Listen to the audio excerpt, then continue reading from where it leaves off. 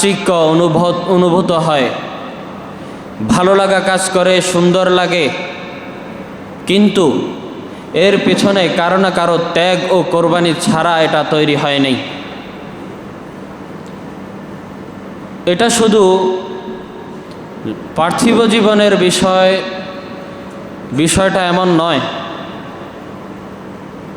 বরং আখিরাতের বিষয়েও যেই ধরনের সৌন্দর্য আমাদের সামনে আছে, ইসলামের যেই সৌন্দর্য আজ আমরা দেখছি, যেগুলো আমরা পালন করছি, নিজের সৌন্দর্য উপলব্ধি করছি, ইসলাম ধর্ম পালনে নিজেকে যে গর্ববোধ মনে করছি, যে সৌন্দর্য দেখে নিজেকে মনে হচ্ছে যে না আমি গর্বিত, এটার পিছনে আম্বিয়ায়ে কেরাম, সাহাবায়ে কেরাম, আউলিয়া, সুহাদা, সালেহিনদের কোরবানি আছে।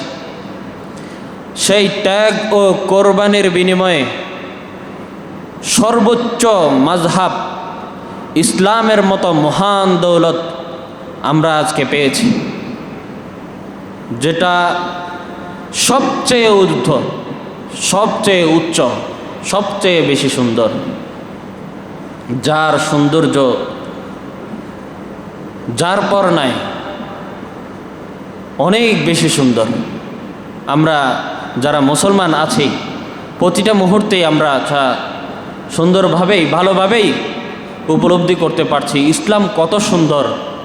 যখন আমি গায়রুল্লাহর, অমুসলিমদের কার্যকলাপ দেখি, অথবা ভিন্ন মতাবলম্বী মানুষদের কোনো কাজ দেখি, তখন নিজের মনে হয় আল্লাহ তাআলার কত বড় নেয়ামত জানি আমি পেয়েছি, যার বিনিময়ে আমাকে এত গর্হিত নিকৃষ্ট কাজে লিপ্ত করেননি আল্লাহ। আল্লাহ তাআলা আমাকে কত বড় নেয়ামত দান করেছেন, ইসলামের নেয়ামতের মতো গুরুত্বপূর্ণ নেয়ামত আমাকে দান করেছেন। যেই ত্যাগ ও তিতিক্ষার সর্বাগ্রে রয়েছেন আম্বিয়ায়ে কেরাম, যাদের অক্লান্ত পরিশ্রম, পেরেশানি, দুঃখ, কষ্ট না থাকলে আজকে এত সুন্দর একটি ইসলাম, এত সুন্দর একটি শৃঙ্খলাবদ্ধ নিজাম হয়তো আমাদের ভাগ্যে জুটত না। আমাদের জন্য আম্বিয়ায়ে কেরাম অনেক বড় রহমত। তন্মধ্যে আমরা দেখতে পাই নবীজি হযরত মুহাম্মদ মুস্তাফা সাল্লাল্লাহু আলাইহি ওয়াসাল্লাম এই ইসলামকে মানুষের মধ্যে পৌঁছাতে, তাওহীদকে মানুষের কাছে পৌঁছাতে তিনি কি পরিমাণ রক্ত পানি করেছেন, এটা আমাদের কারোই অজানা নয়। তিনি ইসলামের দাওয়াত দিতে গিয়ে তায়েফের ময়দানে পুরো শরীর রক্তাক্ত করেছেন। তিনি ইসলামের দাওয়াত দিতে গিয়ে উহুদের ময়দানে নিজের দন্দান মোবারক শহীদ করেছেন। তিনি দাওয়াত দিতে গিয়ে শিয়াবে আবি তালেবের মধ্যে 3 থেকে 3.5 বছর জেলখানায় বন্দী ছিলেন, যেখানে খাবার দাবার, মানুষের সাথে কোনো ধরনের কথাবার্তার কোনো কিছুরই সুযোগ রাখে নাই। কত কষ্টে জীবন পার করেছেন তা আমরা খুব ভালোভাবেই জানি। সিরাতের কিতাবাদিতে এই শিয়াবে আবি তালেবের বর্ণনা খুব ভালোভাবে আমরা দেখেছি, কতটা ভয়ঙ্করভাবে তারা নবীজিকে কষ্ট দিয়েছে, কতটা ভয়ঙ্করভাবে তারা নবীজির খানা পানাহারের পথ বন্ধ করে দিয়েছিল। কিন্তু সেই নবী তারপরও উম্মতের জন্য ফিকির করে দাওয়াতের কাজ চালিয়ে গেছেন। এক মুহূর্তের জন্য তিনি কখনো দাওয়াতের কাজ বন্ধ করেননি। শত কঠিন কঠিন মুহূর্তের পরীক্ষা তিনি দিয়েছেন।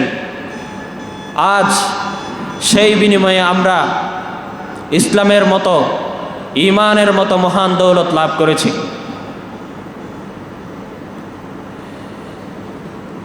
সেই বংশের, তিনি যেই বংশ থেকে এসেছেন সেই বংশের শুরু হলো হযরত ইব্রাহিম আলাইহিস সালাম, যার পরীক্ষা পরীক্ষায় উত্তীর্ণ হওয়ার গল্প কোরআনে বিভিন্ন জায়গায় আল্লাহ তাআলা নিজেই বর্ণনা করেছেন।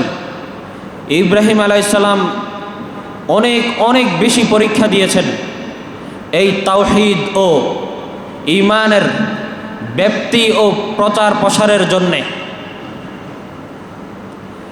হযরত ইব্রাহিম আলাইহিস সালাম জন্মের শুরু লগ্ন থেকেই নিয়মিত পরীক্ষা দিয়েই এসেছেন, যার ত্যাগ ও কোরবানির বিনিময়ে আজকে আমরা সুন্দর ইসলাম পেয়েছি। আল্লাহ তাআলা ইব্রাহিম আলাইহিস সালামের প্রত্যেকটা পরীক্ষার উত্তীর্ণ হওয়ার কথাগুলো চমৎকার আন্দাজে কোরআনে বর্ণনা করেছেন এবং তার তিনি যেই কাজ করে গিয়েছিলেন প্রত্যেকটি কাজ স্মৃতিচারণমূলক এই উম্মতের আমল হিসেবে কিয়ামত পর্যন্ত জারি করে দিয়েছেন।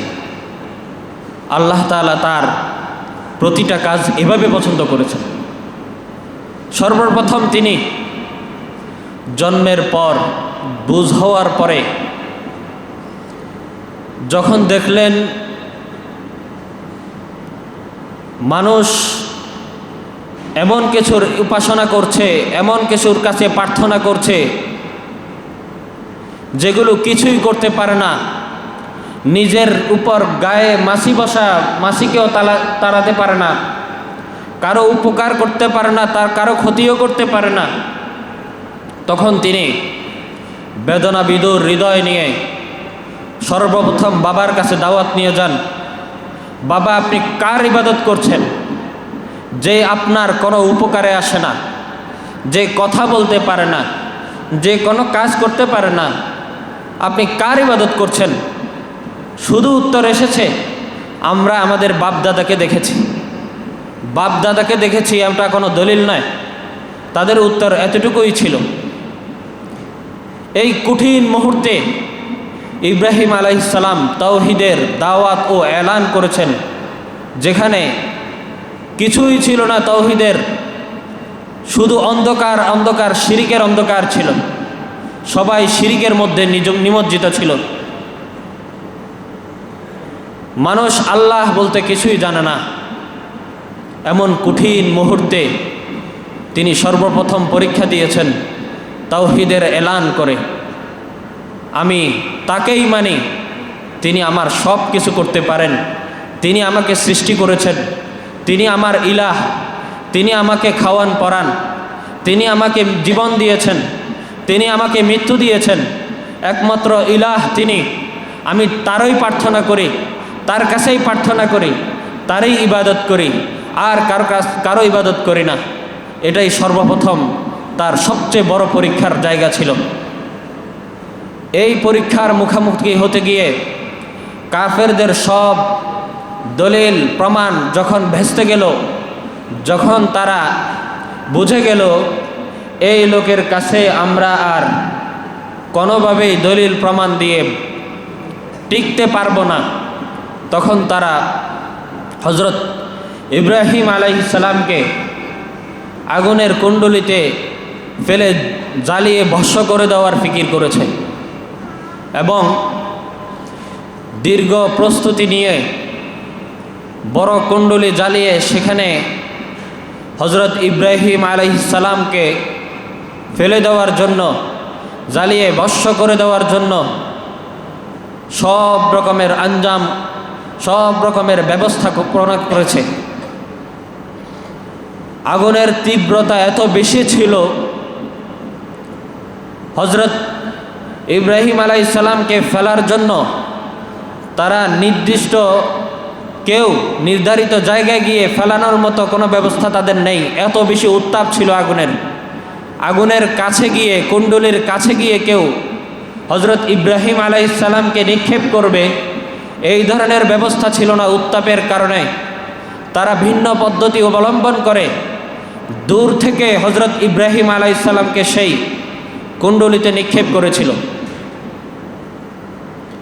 কিন্তু হযরত ইব্রাহিম আলাইহিস সালাম এক তো ছিলেন একজন পয়গম্বর, দ্বিতীয় ঈমানের দৃঢ় পরীক্ষার ক্ষেত্রে তিনি ওই সময়ে সবচেয়ে বড় পরীক্ষা দিয়েছেন। বিন্দুমাত্র আল্লাহ তাআলার উপর থেকে আশাহত হননি।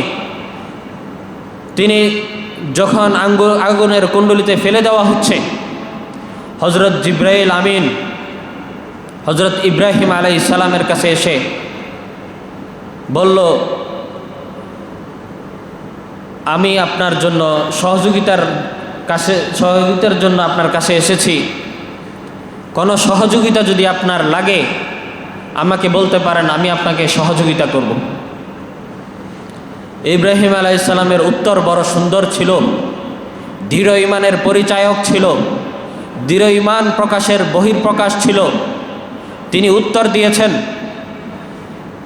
যার জন্য এই মুআমেলা, যার জন্য আমি এই কুণ্ডলীর দরজায় এসেছি, যার জন্য এই কুণ্ডলিতে আমি নিক্ষেপ হতে যাচ্ছি, তিনি ভালোই করে জানেন, তিনি ভালোভাবেই দেখছেন আমাকে তারা এই তাওহীদের জন্য নিক্ষেপ করছেন। যদি আপনার থেকে আমাকে সহযোগিতা চাইতে হয় তাহলে আপনার কোনো প্রয়োজন আমার নেই। আমাকে তিনিই হেফাজত করবেন যার জন্য আমি এই কুণ্ডলীর মুখামুখি হয়েছি। এটা ঈমান, ইসলাম, তাকওয়া, তাওহীদ। আল্লাহ তাআলার উপর আমাদের হলে কি অবস্থা হতো? সহযোগিতা অবশ্যই চাইতাম। মালিকের প্রতি আমাদের সেই ধারণা, সেই তাওহীদ আদৌ কি আছে? নাই।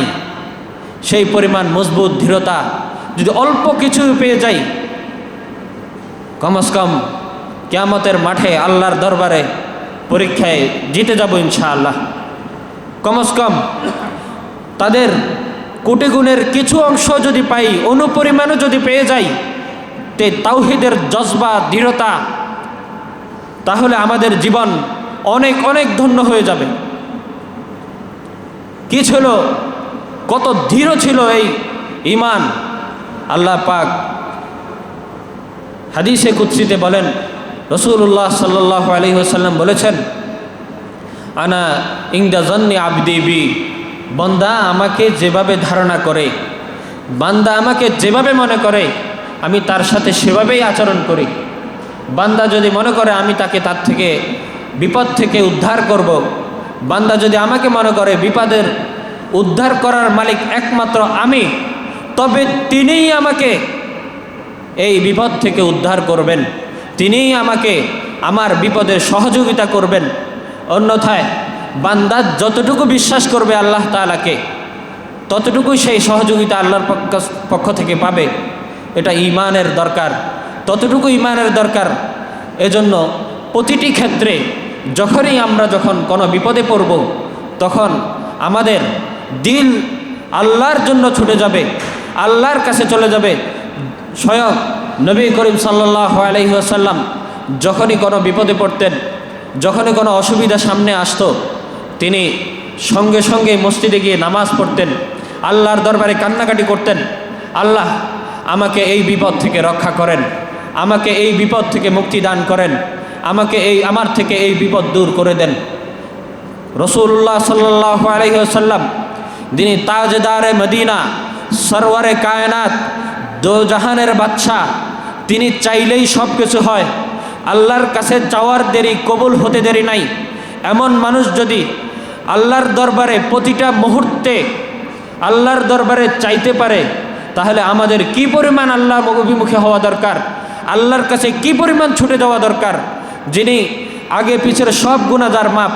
আমরা যেখানে গুনাহের সাগরে ডুবে আছি, তাহলে আমাদের কতটুকু আল্লাহর দরবারে আল্লাহর অভিমুখী হওয়া এবং নামাজ পড়ে কান্নাকাটি করা দরকার। অতএব আল্লাহ পাকের কাছে সব সময় আমরা দোয়া করব, ও মালিক, সব সময় যখনই কোনো অসুবিধা হয়, তোমার কাছেই চাওয়ার, তোমার কাছেই যাওয়ার, তুমি অভিমুখী হওয়ার আমাদেরকে তৌফিক দান করেন। আল্লাহ, তুমি ছাড়া আমাদের কেউ নাই, তুমি আমাদের একমাত্র দাতা। বলতেছিলাম হযরত ইব্রাহিম আলাইহিস সালামের পরীক্ষার কথা। তিনি ঈমানের চূড়ান্ত পরীক্ষার চূড়ান্তভাবে সফলতা অর্জন করেছিলেন।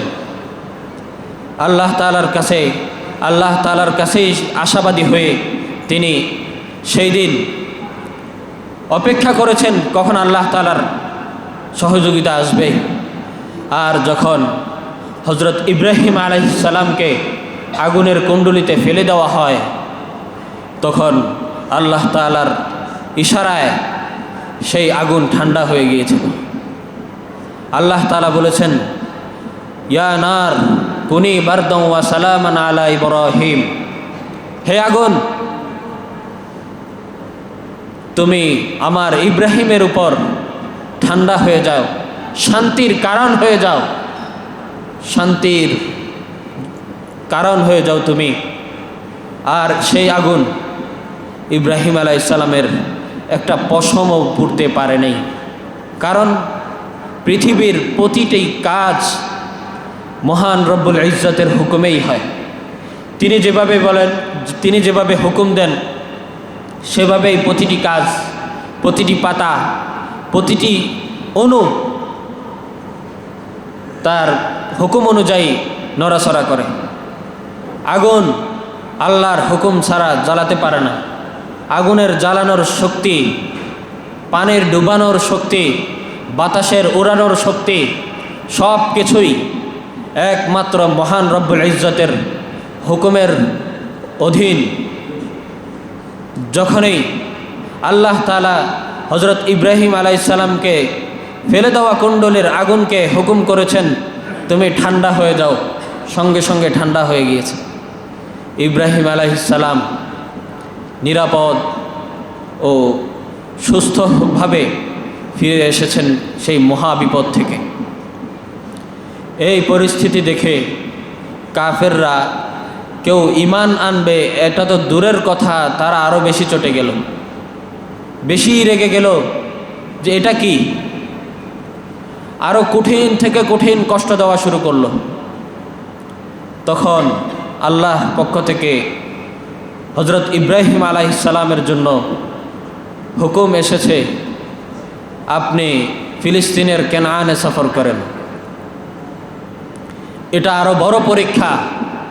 প্রবাসী মানুষ খুব ভালোভাবেই জানে প্রবাস কত কঠিন।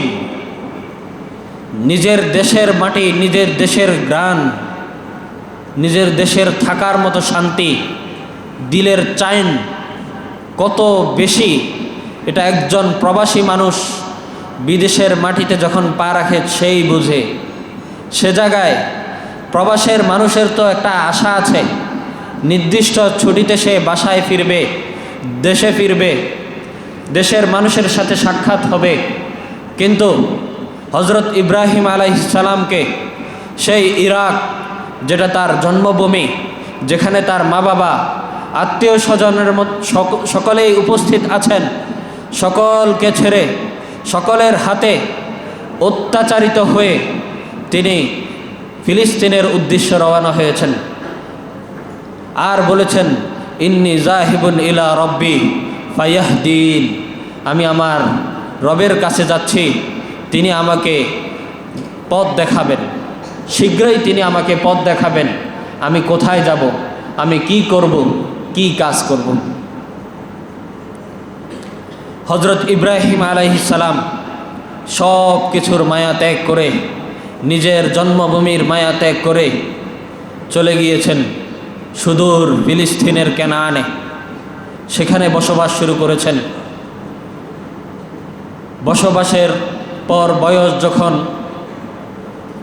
মোটামুটি শেষ সময়ে 86 বছর বয়সে তার অনেক বেশি প্রয়োজন ছিল একজন ছেলের, একজন সন্তানের। অনেক বেশি আকাঙ্ক্ষা হলো আমার যদি একজন সন্তান হতো। আল্লাহর কাছে দোয়া করেছেন, রব্বি হাবনি মিনাস সালিহিন, আল্লাহ আমাকে একজন সালেহিন দান করেন, একটা নেক সন্তান দান করেন। মালিক, যে আমার প্রতিনিধিত্ব করবে, তাওহীদের দাওয়াত দিবে, তাওহীদের ধারক বাহক হবে, তাওহীদ ধারণ করবে, আপনার দ্বীন ধারণ করবে, এমন একজন নেক সন্তান আমাকে দান করেন। তখন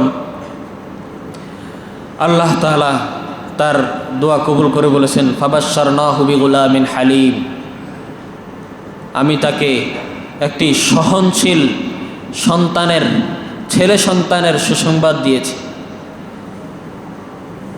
কারো অজানা নয়, সবাই ভালোভাবে উপলব্ধি করতে পারবেন, বুঝতে পারবেন ৮৬ বছর মানুষ একজন ৮৬ বছর পর্যন্ত অপেক্ষা করে শেষ সময়ে যখন একজন সন্তান পান আল্লাহর পক্ষ থেকে, তার এই সন্তানের প্রতি মায়া কি পরিমাণ থাকবে, তার এই সন্তানের প্রতি তার আদর, যত্ন, আকাঙ্ক্ষা কি পরিমাণ হবে, এটা একজন বাবা খুব ভালোভাবেই জানেন। আর বৃদ্ধ বয়সে শেষ সময়ে এটা আরও কতটা গভীর হয়, সেই আশা আকাঙ্ক্ষা কতটা গভীর হয়, এটা সহজেই অনুমেয়, খুব ভালোভাবেই বোঝা যায়। একজন মানুষ শেষ সময়ে সন্তান পেলে এই সন্তানের আদর, যত্ন, ভালোবাসা কত বেশি হবে। কিন্তু আল্লাহ তাআলা এখানে হযরত ইব্রাহিম আলাইহিস সালামকে আবার পরীক্ষা দিয়েছেন। এক থেকে একটি আরো কঠিন থেকে কঠিন পরীক্ষা। সেই পরীক্ষা হলো, আল্লাহ তাআলার নির্দেশ হয়েছে, তুমি এই সন্তান এবং তার মাতা বিবি হাজেরাকে মক্কা রেখে আসো। মক্কা ওই সময় এমন এক এলাকা ছিল যেখানে না ঘাস ছিল, না কোনো গাছপালা ছিল, না কোনো পশু পাখি ছিল, না পানির ব্যবস্থা ছিল, কিছুই ছিল না, শুধু বালুময় মরুপ্রান্তর আর পাহাড়ি এলাকা ছিল। এত কঠিন কঠিন মুহূর্ত ছিল, আমরা কল্পনাই করতে পারবো না। বাস আল্লাহর পক্ষ থেকে হুকুম হয়েছে, ইব্রাহিম, আপনি আপনার সন্তান ও বিবিকে সুদূর মক্কায় রেখে আসেন। ইব্রাহিম আলাইহিস সালাম আল্লাহর হুকুমের সামনে বিন্দুমাত্র গড়িমসি না করে সশ্রদ্ধ বিবি ও সন্তানকে নিয়ে রওনা হলেন মক্কার সেই বিরান ভূমির দিকে। চলতে চলতে যখন মক্কা নগরী এসে গেল, তখন রেখেই আবার রওনা দিয়েছেন সুদূর ফিলিস্তিনের উদ্দেশ্যে। বিন্দুমাত্র অপেক্ষা করেননি, কেন আল্লাহ তাআলার হুকুম ছিল আপনি মক্কায় রেখে চলে আসবেন। এই ব্যাখ্যা এই চিন্তা করেন নাই মোটেও।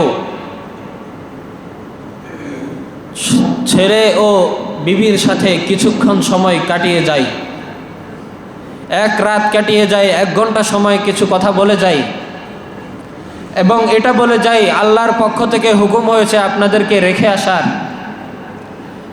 এই ধরনের কোনো কিছুই না বলে তাদেরকে এই মরুপ্রান্তর বিরান ভূমিতে রেখেই রওনা হলেন সুদূর ফিলিস্তিনের দিকে,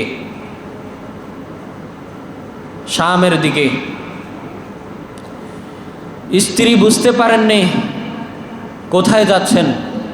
যখন একটু চোখের আড়াল হয়ে যাচ্ছিল, এমন দূরে চলে যাচ্ছিলেন, তখন স্ত্রী আওয়াজ দিয়ে বললেন, আপনি আমাদেরকে এমন এক মরুপ্রান্তরে, এমন পশু পাখি জনমানবহীন গাছপালাহীন এলাকায় এভাবে ছেড়ে যাচ্ছেন কেন? হযরত ইব্রাহিম আলাইহিস সালাম ইশারায় বুঝিয়েছেন আল্লাহর আদেশ। দেখুন, এমন মহিষী মহিলা, এমন মহিষী নারী বিন্দুমাত্র গড়িমসি না করে, বিন্দুমাত্র ফিকির না করে সঙ্গে সঙ্গে বলেছেন, ইজান লা ইউযিউনা আল্লাহ, আল্লাহর যদি হুকুম হয় আল্লাহ তাআলা তবে আমাদেরকে ধ্বংস করবেন না। আল্লাহ তাআলা আমাদেরকে ধ্বংস করবেন না। আপনি নিরাপদে চলে যান। এখানে দেখাশোনার মতো আল্লাহ তাআলাই আমাদের সঙ্গে থাকবেন। আপনি একটু চিন্তা করুন, একটি দুগ্ধ পশু বাচ্চা, দুধের ব্যবস্থার জন্য মায়ের খাওয়া দাওয়ার প্রয়োজন। কোথা থেকে খাবে? যেখানে কোনো পানি নেই, যেখানে কোনো গাছপালা নেই, যেখানে কোনো পশু পাখি নাই, বিরন ভূমি, মরু প্রান্তর, বালুকাময় প্রান্তর। কিন্তু কেমন স্ত্রী, কেমন মহিলা আল্লাহ তাআলার হুকুম এবং ঈমানের এত দৃঢ়তার তিনি বহির্প্রকাশ করেছেন, সঙ্গে সঙ্গেই কোনো দ্বিধাহীনভাবে বলেছেন, তবে আল্লাহ তাআলা আমাদেরকে ধ্বংস করবেন না। আল্লাহ তাআলা এমন মহিষী নারীদেরকে আমাদের অনুপ্রেরণার, অনুসরণের জায়গা বানিয়েছেন। আজকাল একজন মহিলা যদি কল্পনা করে, ফলো করে, অনুসরণের চেষ্টা করে, সে কুটিবাগের একটু যদি এই ধরনের ঈমান, এই ধরনের দৃঢ়তা অনুসরণ করতে পারে, জীবন সফল কাম হয়ে যাবে, জীবন অনেক সুন্দর হয়ে যাবে। কারণ আমরা এখন দুর্বল। কিয়ামতের আগ মুহূর্তের সময়ে, শেষ সময়ে আমরা আছি। আমাদের ঈমান এত মজবুত নয়। তদুপরি আমাদের মধ্যে যদি কোটিবাগের কিছুও যদি এসে যায়, আমরা বহুদূর এগিয়ে যেতে পারবো, অনেক ভালো থাকব। আমাদের নারীরা যদি আজ চিন্তা করে এই এমন কঠিন মুহূর্তে তারা কিভাবে ছিলেন, আজকে আমাদের জন্য সব ধরনের ব্যবস্থাপনা থাকা সত্ত্বেও আমরা নাই নাই করে, এটা কত কঠিন ব্যাপার। চিন্তা করেন নবী পত্নী সেদিন কিভাবে নিজেকে সামলিয়েছেন, কিভাবে একটি দুগ্ধপেয় পশু বাচ্চাকে দুধ খাইয়ে বড় করেছেন। প্রতিটি মুহূর্ত আশ্চর্যজনক। আল্লাহ তাআলা অবশ্যই সহযোগিতা করেছেন, কিন্তু এটার পেছনে তার দৃঢ় ঈমানের অনেক বড় চালিকা শক্তি ছিল। তিনি ঈমানের দৃঢ়তার কারণেই সেই আজ আল্লাহ তাআলা সর্বপ্রথম পানির ব্যবস্থা করেছেন। কত কষ্ট করেছেন এই পানির ব্যবস্থা করতে গিয়ে। পানি পাবেন না এমন আশা থাকা সত্ত্বেও তিনি শুধু দৌড়াইছেন। এই দৌড়ানোর পরে আল্লাহ তাআলা জমজমের কূপ খুলে দিয়েছেন, যেটা হযরত জিবরাইল আলাইহিস সালামের পায়ের আঘাতে জমজম কূপ হয়েছিল ওই নগরীতে, যেখানে পানি ছিল না। আজ সেই পানি বরকতময় পানি, সকলেই বরকত মনে করেই পান করে। কতটা কঠিন সময়ের আল্লাহ তাআলার এই পরীক্ষা ছিল। কখনো কি কল্পনা করি আল্লাহ পাক আমাদেরকে এত এত নেয়ামত দান করেছেন, সব কিছুর ব্যবস্থা রেখেছেন, পানির কষ্ট কম, বিদ্যুতের ব্যবস্থা আছে, সব ধরনের ব্যবস্থা থাকা সত্ত্বেও আমাদের মুখ থেকে যখন নায়ের শব্দ শোনা যায় বড়ই কষ্ট হয়। বিশেষত এই নাশুকরির বাসা আমাদের নারীদের মধ্যে দেখা যায়। শত কিছুর ব্যবস্থা থাকা সত্ত্বেও শুধু নাইয়ের শব্দই বেশি দেখা যায়। বড়ই দুঃখজনক।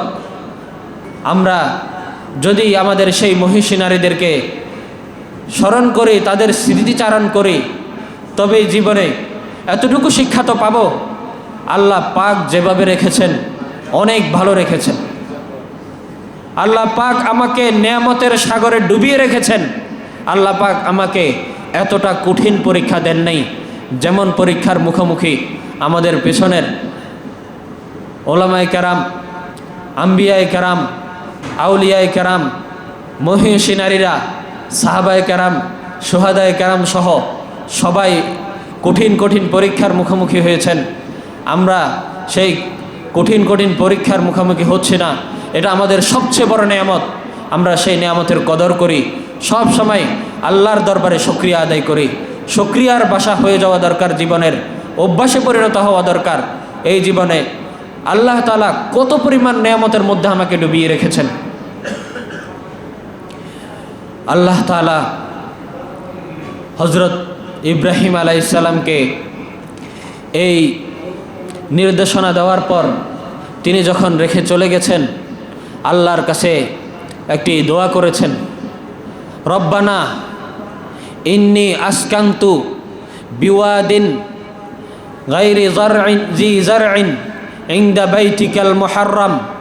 হে আল্লাহ, আমি আমার সন্তানদের, রব্বানা ইন্নী আসকান্তু মিন যুররিয়াতি, আমি আমার সন্তানকে এখানে রেখে যাচ্ছি, আমি আমার স্ত্রীকে এখানে রেখে যাচ্ছি, যাতে কোনো ধরনের খাবার দাবারের খবর নেই, যেখানে কোনো ধরনের পানি নেই, যেখানে পশু পাখি নেই, জনমানবহীন মরুপ্রান্তর, একমাত্র রেখে যাচ্ছি মালিক আপনার তাওহীদের ইনকিলাব, আপনার তাওহীদের বিপ্লব ঘটানোর জন্যে এখানে আল্লাহ রেখে যাচ্ছি। এই বংশ যেন অন্যান্য তাও শিরকের গন্ধ যেন না পায়, শিরকের গন্ধ যেন তাদের সাথে না লাগে, শিরকের পরিবেশ যেন তারা না পায়, এই চিন্তা করেই আমি এমন একটা পরিবেশে মালিক আপনার নির্দেশে সন্তানকে রেখে যাচ্ছি। আল্লাহ, আপনি এর মাধ্যমে তাওহীদের একটি ইনকিলাব, একটি বিপ্লব ঘটিয়ে দেন। এমনই হয়েছে। তিনি পরবর্তীতে দোয়ার পরবর্তী অংশে বলেছেন, লিয়ুকিমুস সালাত, আল্লাহ আমি এদেরকে এখানে রেখে যাচ্ছি যাতে তারা নামাজ কায়েম করে। মুফাসসিরিনে কেরাম এখানে নামাজ কায়েম করার অর্থ ভিন্নভাবে করেছেন। যারা তাওহীদ কায়েম করে, নামাজের অর্থ হচ্ছে এখানে তাওহীদ কায়েম করে, তাওহীদের শিক্ষা দেয়, তারা যেন এখানে মানুষের কাছে আপনার তাওহীদ পৌঁছাতে পারে, তাওহীদের দাওয়াত দিতে পারে, এমন তাওহীদ যেটার কখনো শিরিকের ঘ্রাণ গন্ধ পায় নাই। এজন্য এমন একটি এলাকায় রেখে যাচ্ছি। এভাবে রেখে যাওয়ার পর হযরত ইসমাঈল আলাইহিস সালাম এই কঠিন মুহূর্তে মা হাজেরার কাছে দিন দিন বেড়ে উঠছেন। তিনি যখন বাবার সাথে মায়ের সাথে হাঁটাচলা করার মতো বয়সে পৌঁছেছেন, পরিণত বয়স, যতটুকু হাঁটাচলার জন্য দরকার হয়, বাবার সাথে কিছু কোথায় যাওয়া, কথা বলতে পারা, এমন একটি মুহূর্তে পৌঁছেছেন। আল্লাহ তাআলা বলেছেন, ফালাম্মা বালাগা মাহুস সায়া, যখন তিনি বাবার সাথে চলার উপক্রম হয়েছেন, তখন হযরত ইব্রাহিম আলাইহিস সালামের কাছে পূর্বের তুলনায় আরও কঠিন একটি পরীক্ষা আসলো, বড়ই কঠিন। সহজেই বুঝতে পারবেন এই বৃদ্ধ বয়সে সন্তান হওয়া, সন্তানের প্রতি ভালোবাসা কতটা বেশি হয়। সেই জায়গায় হযরত ইব্রাহিম আলাইহিস সালামের কাছে আল্লাহর পক্ষ থেকে নির্দেশ এসেছে। তিনি স্বপ্নে দেখেছেন এই কলিজার টুকরা মাত্র 9 বছর বয়স, হাঁটতে পারে, কথা বলতে পারে, দিল আরও কতটা বেশি ঝুঁকেছে, ভালোবাসা দিলে আরও কত বেশি জন্মেছে। এমন একটি করুণ মুহূর্তে আল্লাহর পক্ষ থেকে নির্দেশ এসেছে, আপনি এই কলিজার টুকরাকে কোরবান করেন আমার পথে। এই কোরবানি কতটা কঠিন, এটা পরীক্ষায় জিতেছেন হযরত ইব্রাহিম আলাইহিস সালাম। বড়ই কঠিন পরীক্ষা ছিল, জিতাটাও ছিল বড় আজীব ধরনের। তিনি যখন ছেলের কাছে এই স্বপ্ন উপস্থাপন করেছেন, ছেলেকে বলেছেন, ইন্নী আরা ফিল মানাম ইয়া বুনাইয়া ইন্নী আরা ফিল মানাম, হে আমার বৎস, হে আমার কলিজার টুকরা, আমি স্বপ্নে দেখেছি আন্নি আসবাহুকা, আমি তোমাকে জবাই করছি। চিন্তা করুন, যেমন বাবা তেমন সন্তান, ঈমানের দৌলত তারা কি পরিমাণ পেয়েছেন, ইসলাম তাদের ভিতরে কেমন ছিল। এই 9 বছরের শিশু বিন্দুমাত্র কোনো ধরনের দ্বিধা না করে বাবাকে সঙ্গে সঙ্গে বলেছেন, ইয়া আবাতি ফাআল মা তুমার, বাবা আপনি আপনাকে যা আদেশ করা হয়েছে আপনি তা নির্দ্বিধায় করতে পারেন। বিন্দুমাত্র কোনো প্রশ্ন নেই, কারণ আল্লাহ তাআলার হুকুম তাদের শিরোধার্য ছিল। ছেলের প্রতি বাবার মহাব্বত, বাবার প্রতি ছেলের মহাব্বত, ভালোবাসা সব কিছুর উপর ছিল আল্লাহ তাআলার হুকুম। আল্লাহ তাআলার হুকুম, এখন এই কলিজার টুকরাকে জবাই দিতে হবে। বাবাও কোনো দ্বিধা করেন নেই, এতদিন পরে সন্তান পেলাম, এত আকাঙ্ক্ষা দোয়া কান্নাকাটির পরে সন্তান পেয়েছি, এই সন্তানকে জবাই দিতে হবে নিজ হাতে। এর চেয়ে বড় পরীক্ষা আর কি হতে পারে। ছেলেকে দেখুন, নির্দ্বিধায় বাবাকে আল্লাহ তাআলার আদেশ মানতে সহযোগিতা করেছেন, বলেছেন আপনাকে যা আদেশ করা হয়েছে আপনি নির্দ্বিধায় করেন। আরও কি বলেছেন, আপনি আমার হাত পা বেঁধে দিবেন যাতে আপনার কষ্ট না হয়। শুধু তাই নয়, বলেছেন আপনি আমাকে কাত করে শোয়াবেন। সাধারণত জবাইয়ের জন্য চিৎ করে শোয়াতে হয়, যাতে আপনার চেহারা আমার মুখামুখি না হয়। না জানি কখন পিতৃত্বের ভালোবাসা, সন্তানের ভালোবাসা আবার গালে প্রবল হয়ে যায়। সেই প্রবলতা থেকে না জানি আল্লাহর হুকুমের প্রতি কোনো ধরনের দুর্বলতা এসে যায়। বাবা, আপনি আল্লাহ তাআলার হুকুমের এভাবে পালন করবেন যেন কোনোভাবে আমার কারণে হুকুমের প্রতি নির্দ্বিধায় কোনো অসুবিধা যেন না হয়ে যায়। হুকুম যেন আমার বাবার ভালোবাসা সন্তানের ভালোবাসার গালেব না হয়ে যায়, সন্তানের ভালোবাসা যেন প্রবল না হয়ে যায়। কত কঠিন পরীক্ষা, কেমন বাবা, কেমন ঈমান, কেমন তাওহীদ। একবার কল্পনা করি আমরা কোথায়, কেমন শিক্ষা দিয়েছেন বাবা সন্তানকে, কিভাবে করেছেন। আজকাল তো আমরা সন্তানের দ্বীনের ব্যাপারে বিন্দুমাত্র ভ্রুক্ষেপ নেই। সন্তান দ্বীন শিখছে কিনা, ঈমান তার মধ্যে আছে কিনা, ঈমানের দৃঢ়তা, ঈমান ঠিক রাখার জন্য তার সব ধরনের বন্দোবস্ত ঠিক মতো আছে কিনা, কখনো কি কল্পনা করেছি, কখনো চিন্তা করেছি। সন্তানকে দুনিয়ার লাইনে অনেক ভালো করার চিন্তা সব বাবারই থাকে। সন্তান এটা হবে, এটা হবে, ডাক্তার হবে, ইঞ্জিনিয়ার হবে, অবশ্যই হবে, এটার দরকারও আছে। কিন্তু সন্তানকে তো আল্লাহর পরিচয় শেখাতে হবে। এটা তো মুহূর্তের, ক্ষণিকের, এই পৃথিবীর পার্থিব জীবনের অল্প সময়ের জন্য, পরবর্তী সময়ের জন্য কি আমার সন্তানের ফিকির নেই? অল্প কিছু সময়ের জন্য যদি সন্তানের এত ফিকির থাকে, আমার মধ্যে এত ফিকির আছে যে আমার সন্তান কী খাবে, কীভাবে করবে, কিভাবে নিজের সংসার করবে, বড় হয়ে সে কী করবে, কিভাবে নিজের জীবন পার করবে, জীবনযাপনের সব উপকরণ আগ থেকে প্রস্তুত করে দেওয়ার জন্য বাবারা কত মেহনত করে যান, রক্তঘাম পানি করেন। একবার সঙ্গে চিন্তা করেছেন এই সন্তান অনন্ত অসীমের জীবনের জন্য কী প্রস্তুতি নিচ্ছে, অনন্ত অসীম জীবনে সে জীবন তার কীভাবে গড়বে, আল্লাহর কাছে উপস্থিত হয়ে সে নিজেকে কিভাবে উপস্থাপন করবে, কখনো কি কল্পনা করেছি? আমাদের শিক্ষা এই কোরবানির ঘটনা থেকে।